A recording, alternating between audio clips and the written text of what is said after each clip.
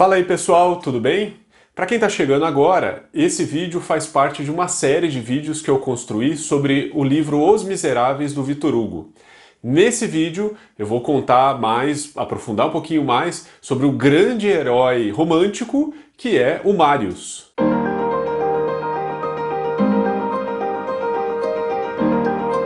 Bom, para falar um pouco sobre esse personagem, eu queria destacar dois pontos de toda a trajetória do Marius. Um é a questão ideológica do Marius. Então toda a crítica ou o que o Victor Hugo quis trazer com esse personagem para discutir um pouco as ideias daquele tempo, as ideologias e toda essa paixão pela mudança, pela profusão de ideias que surgiram naquele momento. E o segundo ponto que eu queria falar do Marius é o romance dele com a Cosette, e aí trazendo um pouco esse Marius como personagem e herói romântico. Então eu vou abarcar esses dois pontos durante esse vídeo. Bom, o Marius, ele é um homem do seu tempo, é um rapaz do seu tempo. O Victor Hugo constrói o Marius como uma pessoa comum, um jovem comum, que está vivendo nesse mundo maravilhoso que é o período que o Eric Hobsbawm chama de Era das Revoluções. Um mundo cheio de ideias, cheio de ideologias, cheio de grandes projetos para o futuro, e o Marius ele vive essa profusão de ideias e projetos. Ele é filho do coronel Pontmercy, que foi um coronel, soldado de Napoleão Bonaparte, e, claro, defensor desse regime implantado por Bonaparte após a Revolução Francesa. Mas ele não conhece o pai durante o início da história. Ele vive com o avô, o Sr. de Lenormand, que, ao contrário, é um defensor do antigo regime, daquilo que veio antes da Revolução Francesa, um monarquista ferrenho, defensor dos Bourbons. Então o Marius, nesse começo, o que ele é? O que ele defende? Bom, nem mesmo ele sabe. Ele vai, ao longo do início da história, ele aparentemente concorda com o avô, mas também não sabe exatamente o que ele defende. Mas em um determinado momento, ele vai conhecer a história do pai, que morreu no campo de batalha em Waterloo. E isso vai mudar completamente a cabeça daquele jovem Marius. E ele vai ficar contra o avô, o Sr. de Lenormand, e vai passar a defender uma causa, que é a causa da República, sem muito saber exatamente o que defende, o que isso tudo defende. Mas ele vai passar a defender porque ele se apaixona pela figura do pai e por isso ele se sente na necessidade, no dever de defender essa causa. Ora, veja, fazendo uma análise um pouco mais profunda, talvez seja aí uma descrição que o Victor Hugo faz dele mesmo. Lembrando lá no primeiro vídeo que eu gravei, né, o pai do Victor Hugo era um defensor de Napoleão Bonaparte, enquanto sua mãe era extremamente conservadora, católica e monarquista. Então talvez o Victor Hugo tenha usado o Marius aí para descrever um pouco a sua trajetória enquanto jovem e depois adulto, nessa escolha de ideias, ideologias e projetos o qual defender. Bom, o Marius, ele sai de casa, ele briga com o avô, tem ali um problema com o avô por conta dessas diferenças de ideias, e ele vai morar em Paris, onde ele já estudava, e lá ele vai encontrar os Amigos do ABC, que é um grupo de jovens que defendem as mais diversas causas possíveis. Ali tem gente que é monarquista, conservador, liberal, republicano, alguns mais radicais que defendem inclusive o assassinato de líderes monarquistas, outros são mais moderados. E o Marius vai entrar naquele grupo, naquele caldeirão fervilhante de ideias, mas não sabe muito bem o que ele vai fazer ali e o que ele vai defender naquele primeiro momento. Ele está mais como ouvinte. E aí, conforme ele vai conhecendo a história do pai, conforme ele vai conhecendo quem era o tal do coronel Pontmercy, ele vai entendendo um pouco mais os ideais que o pai defendia. O ideal da república, liberal, o ideal que Napoleão Bonaparte tentou implantar ali na França no começo do século XIX. E o Marius ele vai ter um parênteses na história, que ele vai abandonar tudo isso por conta da Cosette, ele vai viver basicamente em torno da história da Cosette, mas depois, no final, ele volta, retorna, para participar da luta nas barricadas da Rue Saint-Denis, das revoltas de 1832. Então a gente pode dizer que ele é um revolucionário de última hora, porque ele entrou nessa luta, entrou nas revoltas, sem muito saber o porquê, sem muito porquê de um ideal, apesar dele afirmar que defendia o ideal republicano, mas a verdade é que ele estava ali na barricada apenas porque ele não tinha mais nenhum desejo de vida, que eu já vou contar logo na sequência porque que ele chega nesse ponto profundo da existência dele.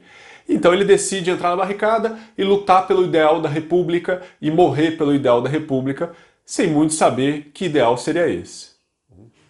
Agora veja, essa história do Marius, essa confusão ideológica de por que você está lutando, se você não sabe nem o porquê que você vai quase morrer numa revolta de uma barricada, isso acho que ilustra muito bem esse início do século XIX. Acho que o Victor Hugo usa o Marius para exemplificar muito como que era esse mundo de ideias, esse mundo que estava acontecendo na França e em outras localidades na Europa. O Marius, ele é um jovem do seu tempo porque ele sente a necessidade de entrar num grupo, de lutar por uma causa sem mesmo saber direito que causa é essa. Esse início do século XIX, esse momento que a Europa principalmente está vivendo, é um momento é um turbilhão de ideias, né? Essas ideias inclusive chegam na América e vai causar as várias independências na América, incluindo a do Brasil. Então é um momento em que as pessoas não sabem direito para que lado caminhar, né? Você tem grupos mais à direita, grupos mais à esquerda, grupos mais radicais, grupos mais conservadores. Acho que assim, o grande mote que está por trás de tudo isso é o desejo de mudança. Eu acho que esse é o grande motivo que faz com que essas pessoas se engajem nos mais diversos grupos políticos e de ideias. É o desejo de que algo precisa mudar. O antigo regime precisa acabar, precisa ser soterrado, as monarquias, as tradições, a igreja e a defesa de tudo aquilo que era medieval, de tudo aquilo que se relacionava à nobreza, ao feudalismo. Isso precisa acabar. Eu acho que essa é o que motiva grande parte das pessoas na Europa e na América nesse momento. E precisa se construir algo novo, né, que a gente não sabe direito o que é, se vai ser por uma monarquia constitucional, se vai ser por uma república, se vai ser de modo mais radical por uma revolução, ou não, algo mais moderado, através das leis, através do parlamento. Só sabe-se que a gente precisa mudar e construir algo novo. Mais para frente, no meio do século XIX e até o final do século XIX, a gente vai ter o surgimento do positivismo, que é um conjunto de ideias que vai defender justamente isso, a crença no futuro, no progresso, na mudança, na construção do novo. E então a gente está nesse turbilhão, nesse momento de transição. E o Marius representa isso. Ele quer lutar por algo, ele quer aderir a alguma ideia, algum desejo de mudança, e ele sabe só que precisa mudar, mas não sabe exatamente por onde. E aí eu quero trazer um trechinho do livro, que é um discurso do Enjolras, que é o líder dos Amigos do ABC, que eu acho que demonstra bem a crença no futuro desse período do século XIX. É basicamente o Victor Hugo colocando as crenças dele na boca do Enjolras. Mas vejam que interessante, e principalmente o que eles pensavam no século XX. A igualdade tem um órgão, a instrução gratuita e obrigatória. O direito ao alfabeto, por aí, é que devemos começar. A escola primária imposta a todos, a escola secundária oferecida a todos, aí está a lei. Da escola idêntica sairá uma sociedade igual. Sim, ensino, luz, luz. Tudo vem da luz e tudo volta para a luz. Cidadãos, o século XIX é grande, mas o século XX será feliz. Então, nada haverá de semelhante à velha história. Ninguém terá de temer, como atualmente, uma conquista, uma invasão, uma usurpação, uma rivalidade à mão armada entre nações, uma interrupção da civilização dependendo de um casamento de reis, de um nascimento das tiranias hereditárias, uma partilha de povos pelo Congresso, um desmembramento pela queda de uma dinastia, um combate entre duas religiões que se defrontam, como dois bodes da sombra na ponte do infinito. Não se terá mais de temer a fome, a exploração, a prostituição por penúria, a miséria por falta de trabalho, a forca, a espada, as batalhas e todas as escaramuças do acaso na floresta dos acontecimentos. Poderíamos quase dizer, não haverá mais acontecimentos, todos serão felizes. O gênero humano cumprirá a sua lei como o globo terrestre cumpre a sua. E se restabelecerá a harmonia entre a alma e o astro. A alma gravitará em torno da verdade como o astro em torno da luz. Amigos, a hora em que estamos e em que eu lhes falo é uma hora sombria, Mas aí estão as aquisições terríveis do futuro. Uma revolução é um direito de portagem. O gênero humano será libertado, reerguido e consolado. Nós o afirmamos do alto desta barricada. De onde daremos nosso grito de amor, senão da montanha do sacrifício? Então vejam que a crença que aqueles homens do século XIX tinham de que eles estavam construindo algo novo e que o porvir, o século XX, seria um século sem mazelas. Doce engano, não é mesmo? Bom, agora eu queria falar o outro lado do Marius, que é o Marius romântico, que é o nosso herói romântico por perfeição.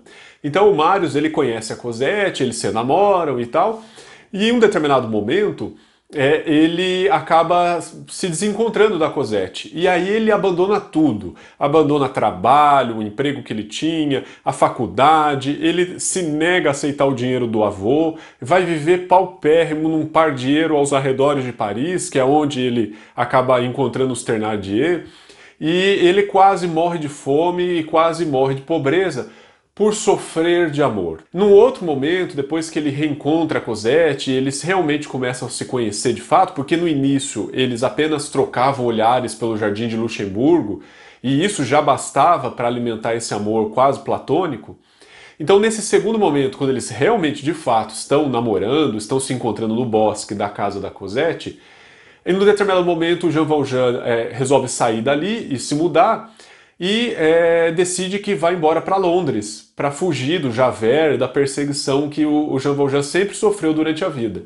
E aquilo desaba o mundo do Marius e ele resolve então se entregar à morte. Então, se a causa do amor não é mais uma causa plausível para o Marius, agora ele vai se entregar à causa da nação, à causa da república, e por isso então ele vai entrar na barricada da Rue Saint-Denis e vai lutar com os amigos do ABC até a morte. A gente já sabe que no livro ele não chega a morrer porque o Jean Valjean vai salvar o Marius. Mas veja quanto romantismo dentro desse personagem, que quase morre de fome e depois quase morre numa batalha, porque não existe mais o porquê de existir. Não existe mais um significado para a vida dele, já que a Cosette sumiu da vida dele. Bom, eu queria fazer uma análise sobre esse personagem do aspecto romântico. É muito bonito o que acontece com Marius. Era muito tradicional nas histórias, nos romances do século XIX, ter um personagem como o Marius, que morre por um amor, ou quase morre. Mas veja, isso reflete uma futilidade, uma ingenuidade do pensamento burguês da época. Por que eu falo isso? Por que eu faço essa crítica? Porque ele tinha tudo. Ele tinha um avô rico, ele podia estudar em Paris, ele estava inserido na sociedade e ele abre mão de tudo isso para poder morrer de amor. Então ele abre mão da mesada do avô por orgulho próprio, ele abre mão do trabalho que ele tinha como tradutor, ele abre mão da faculdade e ele quase morre 2 vezes por conta de um amor que naquele momento não pôde ser correspondido. Parece bonito, mas olha quanto isso é prejudicial. Enquanto Marius abria mão de toda a sua riqueza, tudo que a vida tinha lhe proporcionado, para poder morrer de amor, veja a Fantine, do outro lado. A Fantine, que nada tinha, lutou durante toda a vida para poder dar uma condição para sua filha, a Cosette. Morreu, né? Ficou doente, teve que vender os cabelos, os dentes, teve que se prostituir para poder sobreviver e alimentar a sua filha pequena. Então coloque esses 2 mundos na balança e veja se realmente é válido ter a atitude que o Marius teve. Daí, por isso que eu digo que é a futilidade burguesa do século XIX, e por que não nos dias de hoje, que coloca e enaltece um herói desse, né, uma pessoa como o Marius, e coloca que bonito, o rapaz morrendo por um amor não correspondido. E quantas milhares de pessoas também não estavam morrendo naquele período porque não tinham o mínimo para poder sobreviver.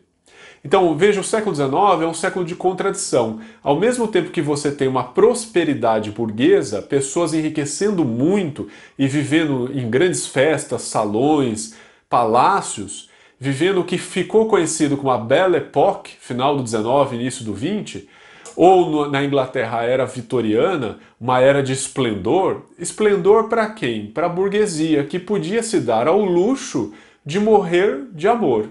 enquanto outros grupos, os proletários, morriam de fome. Então, eu acho que o Victor Hugo ele traz essa... Não sei se o Victor Hugo queria fazer essa crítica mesmo, mas ele acaba colocando esses dois mundos, o mundo da Fantine e o mundo do Marius, e a gente consegue ver como que esses dois mundos eles são diferentes e complementares. E talvez traga aí essa grande contradição que foi o século XIX e continua sendo os dias de hoje. Bom, se você gostou desse vídeo, clica no joinha aqui embaixo e compartilhe com seus amigos. Assista os demais vídeos também dessa série para você conhecer essa maravilhosa obra que é Os Miseráveis do Victor Hugo. Beleza? Gente, até o próximo vídeo.